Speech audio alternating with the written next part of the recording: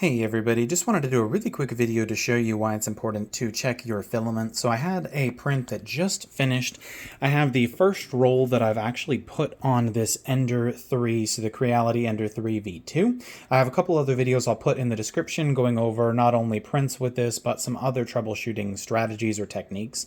But what I wanted to make a note of is to check your filament roll and why. Number one, if you are changing filament more regularly, this is something that you'll see, and I wanted to walk through exactly what happened. But to give you a little bit of context, I am using, we'll just take this roll off and flip it around. So you'll see we're using the Inland 3D printer filament, so we're using PLA+. This is just the standard white color. So this is the first and only roll that I've put on this printer so far. I used some of the filament that came with it, but then I switched to this, and it was a very quick process. I just clipped the filament here and then loaded it into the extruder. I have not removed it at any point during the print.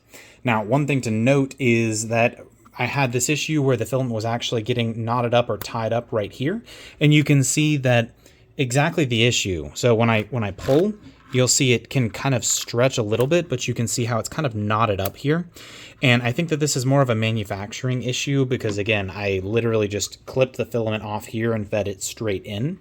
So there's not really any particular reason that I can see for this filament to be tied up like this. And during at least one of my prints, I did have an issue where I heard a popping noise coming from the printer, and it was because this actually got stuck and there was so much tension on it. So now I'm actually going to have to remove it. As you can see, it's kind of bouncing around a little bit here.